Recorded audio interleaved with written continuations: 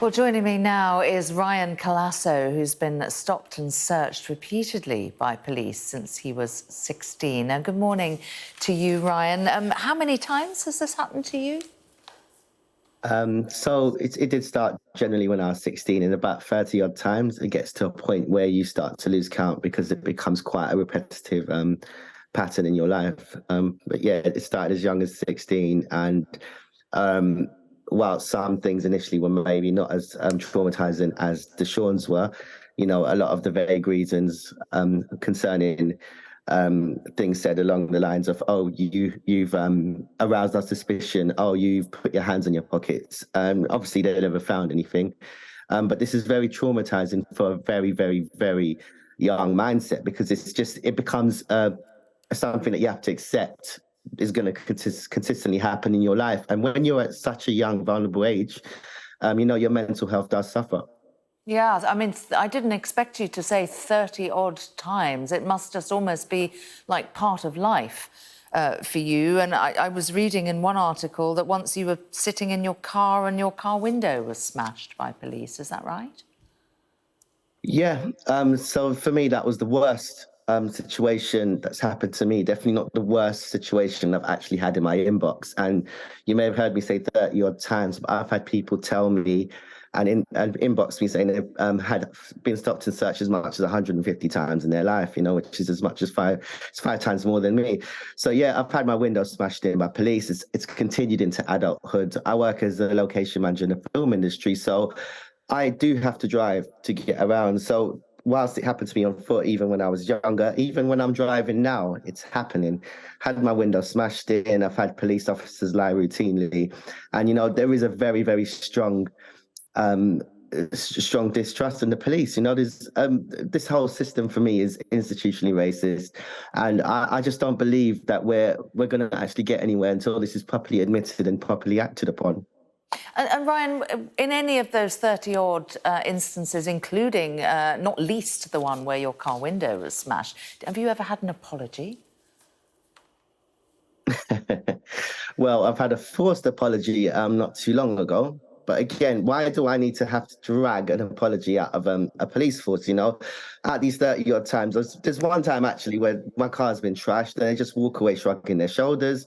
They'll even leave your stuff on a brick wall on the side of a pavement after searching your pockets and just walk away.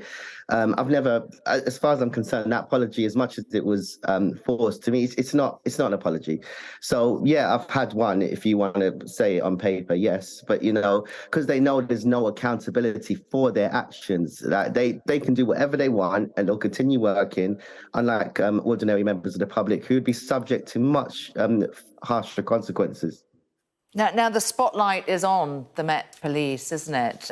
Lots of things have been coming out from there, including them being termed institutionally racist. Are you hopeful of any changes coming through?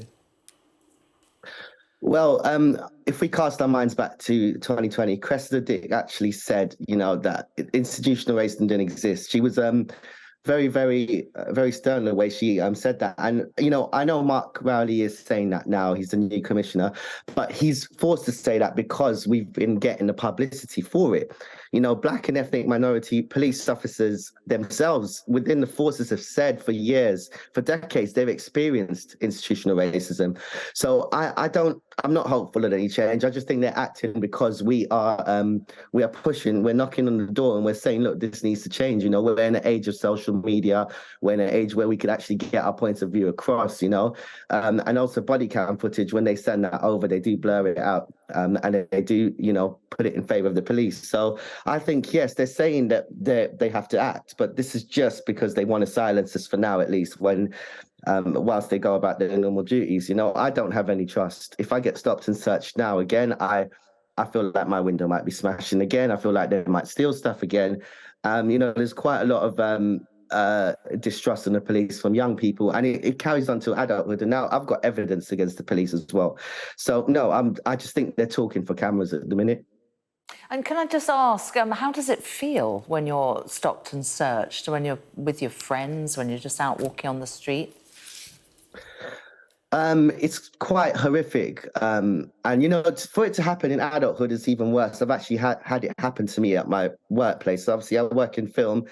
So a lot of the time I am in different locations. So I've had police officers, you know, stop me whilst I'm on set. You know, I'm taking pictures for the director at the minute, and now I'm getting stopped and searched. You know, this is very humiliating. I work with people from different backgrounds who are not used to this.